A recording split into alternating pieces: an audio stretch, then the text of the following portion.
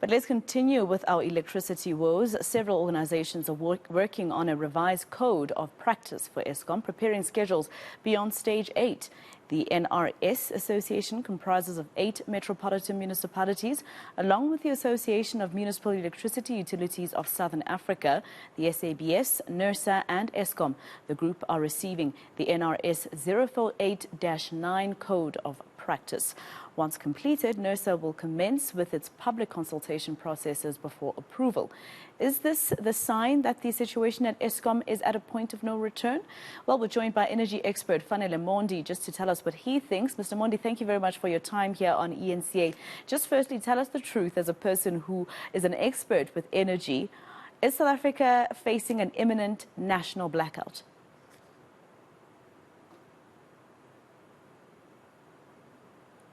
Mr. Mondi, just make sure that you're unmuted, please, for us, sir.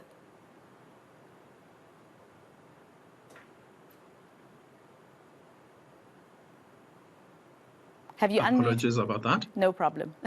Yes. Can you hear me now? Yes, we can hear you clearly. No, I was saying good morning to you and your viewers. Maybe let me start by just clarifying. I speak on behalf of Energy Intensive Users Group, not as an energy expert. The assurance we have been given by Eskom is that this is not in the likelihood at the moment, but we certainly can see that load shedding stages are increasing. As you would know, we were almost getting used to stage 1 and 2. At worst, it will get to 4, and then we suddenly got to 6, which is becoming a constant thing. And we are told that last week we were close to stage 7 or stage 8. So I think the likelihood of us exceeding stage 8 is big. But one has to understand the reason we do this load shedding.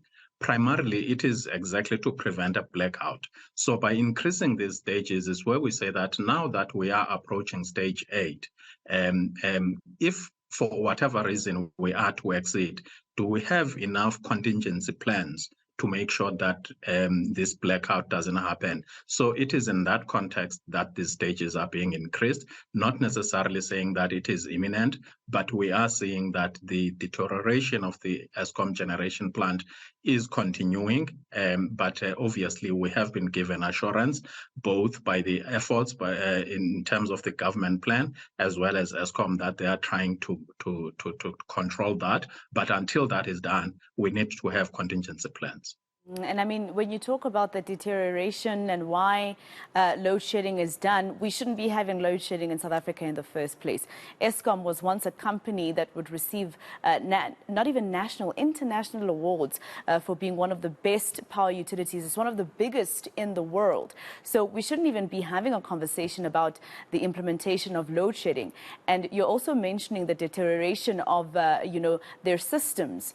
Why are they still, generating units that are collapsing overnight, etc.? If they keep telling us that they're working on it, why are we now on stage 6 and being told that we might go on stage 8? What is not being done? I think that's a $1 million question, if I may say, which is bothering, I think, all of us as consumers of electricity, as well as the citizens of this country. We have quite adequate installation in place, but it is just not performing. There are various reasons which are given by Eskom. Some of them included some of the procurement challenges. It included skills they told us about, et cetera, and corruption, by the way. So there are various such reasons, but all we are saying now is that we need to stop talking about these things, start actioning and making sure that we mitigate all of these issues which have been raised. We can't just keep on talking about them without taking the necessary action. We believe that it's long overdue to do that, and that's what we're advocating for. I don't know if you've seen the gazetted, points of the national state of disaster that the president actually announced on during the State of the Nation address. The Minister of Cooperative Governance and Traditional Affairs, Nkosazana Dlamini Zuma, did gazette those, those pointers during the course of the week. And I wonder what you think about them. Is this something that could likely work, giving municipalities the power to procure things things around energy at a faster pace without the red tape that we used to have before the state of disaster? At this point, we are still starting the regulations, but at high level, we feel that there is still not enough specific items which can be analyzed. But in all fairness, I think right from the introduction of the regulations, it is clear that most of the powers will be given to the, I think they call the person a relevant minister, who will then draw specific details. I think until we get to that point, we will be in a better position to comment. But overall, in terms of the direction they are pointing at, I think it is currently pointing at the right direction. But obviously, always the danger is in the details. So that's what we are looking forward to. And it looks like South Africa will have that Minister of Electricity at least by the end of this week, depending when the President will announce his new cabinet. What would be your advice for this Minister of Electricity the moment he steps into that office, or she steps into that office? What would you say should be the first thing they look at?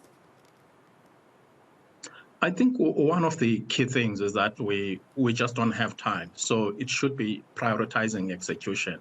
I think we have been talking quite a lot in terms of what needs to be done. And some of the things that are being shared are quite positive and constructive things. But what we do not seem to find is the urgency to execute those things. So I think primarily it's just about execution. Probably the second one is to also respect the different roles. For instance, I think part of the challenges is where you may find a minister imposing himself or herself on Eskom, whilst Eskom has got its own board, it's got its own executives, which then messes up in terms of accountability. Accountability has got to be shifted to the responsible party, and we make sure that whoever is responsible or accountable for something, they make sure that they execute. And that will be the function which I think is much crucial for that minister, to make sure that everybody is held accountable to play their role in execution.